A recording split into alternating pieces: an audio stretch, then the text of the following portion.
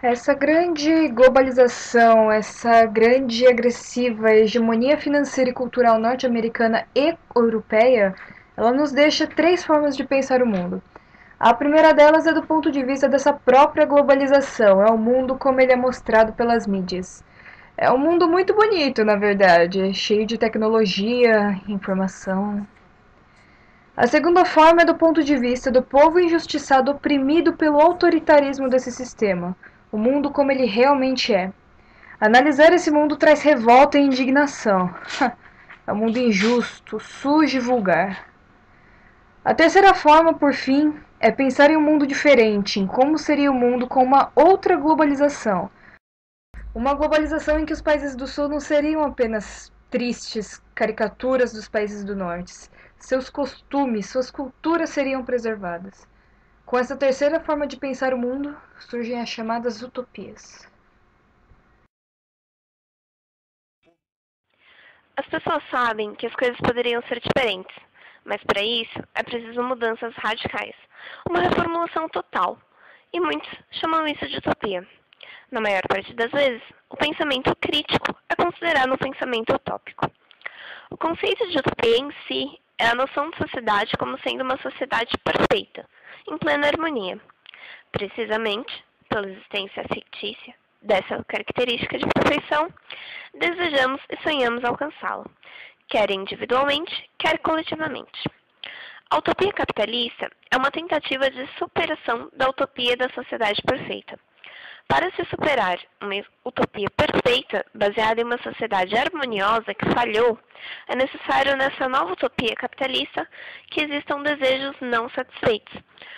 Como estão no estado de não satisfeitos, essa utopia irá encarregar-se de satisfazê-los, enquanto cidadãos são encorajados tanto a satisfazer seus desejos quanto a desejar cada vez mais.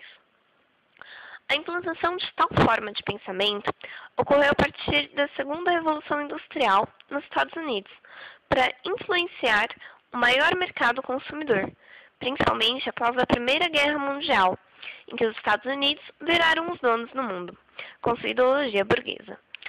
O surto de culto ao dinheiro, aos automóveis e aos bens de consumo, em geral, alastrou-se, chegando ao ponto de incentivar as crianças desde mais cedo a fazer dinheiro. Um exemplo disso são as tradicionais bancas de limonada exibidas em programas infantis. Ou seja, está havendo a troca da liberdade pelo capital. Diferentemente da utopia capitalista, cuja ideologia serviria a favor do acúmulo de bens da burguesia, a utopia socialista pensa exclusivamente no proletariado. As ideologias socialistas foram discutidas pela primeira vez quando Karl Marx divulgou sua obra mais conhecida, O Capital, dando início ao chamado socialismo ideal. O socialismo ideal é nada mais que um socialismo utópico, perfeito, que visa promover a igualdade e a liberdade. Muito bonito, mas não é o que acontece no socialismo real. O socialismo real é aquele que ainda existe em países como Cuba e China, com a intenção de promover a igualdade entre as nações. Mas em uma economia já globalizada e puramente capitalista, o socialismo praticamente não encontra espaço e só consegue gerar mais pobreza e desigualdade. Deturpou-se, como em A Revolução dos Bichos de George Orwell, já não se sabe quem é homem e quem é porco.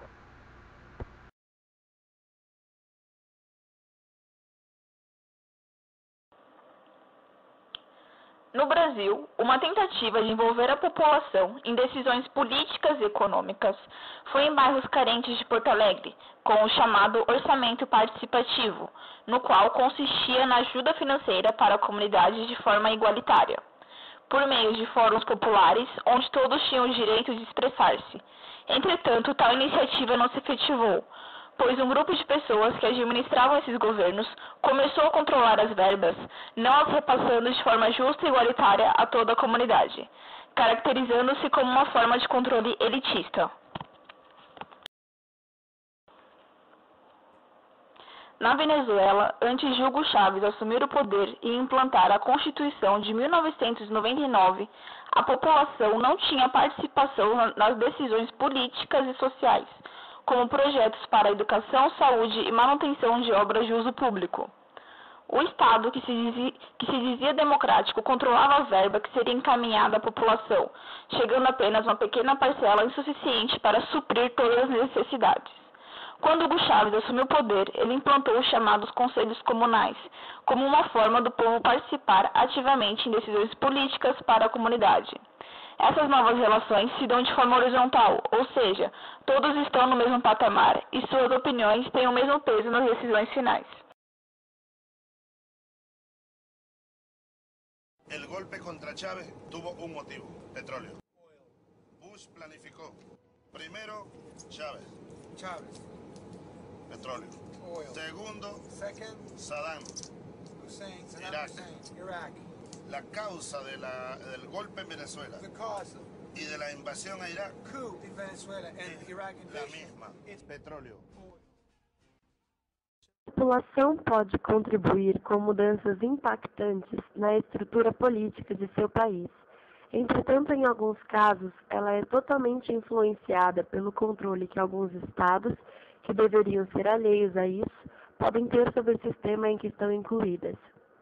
Desde que os venezuelanos elegeram Hugo Chávez como seu presidente em 1998, o governo norte-americano vem se mostrando em uma posição oposta à sua estada no poder, principalmente devido à importante questão do petróleo venezuelano. A vitória na democracia que a eleição de Chávez representou para o país é mostrada pela mídia controlada pelos Estados Unidos como uma ditadura a favor do narcotráfico e uma força negativa na conjuntura política mundial. Assim, em 2002, um golpe que tirou o presidente venezuelano do poder foi completamente posto em prática através da influência e manipulação da imprensa privada no país, que instigou a oposição ao governo e outras mazelas da sociedade, como o próprio exército em que Hugo Chávez foi tenente na década de 90. É interessante ressaltar que após uma greve na empresa petrolífera na Venezuela, o governo estatizou e a produção prosperou, além de que o índice de pobreza no país diminuiu nos anos seguintes.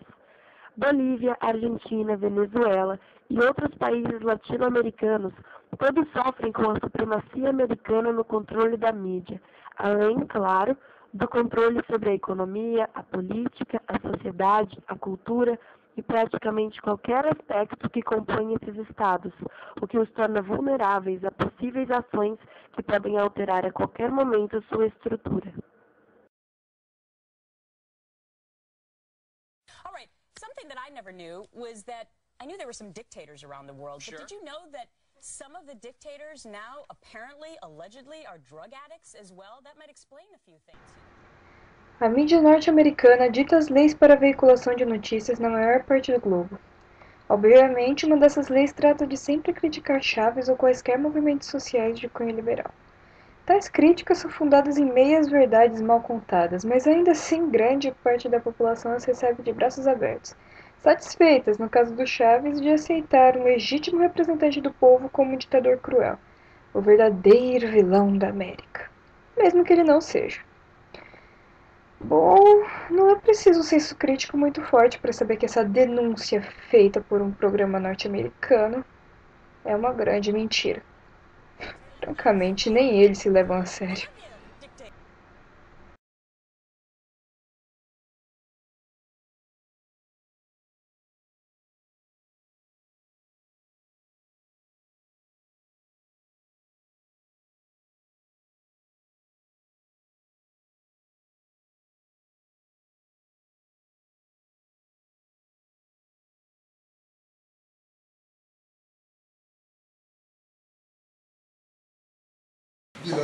Virar uma globalização solidária? Sim.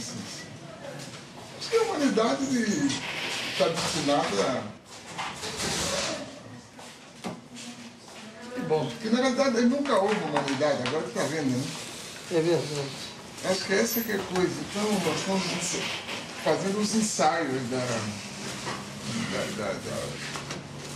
do que será a humanidade. Nunca houve.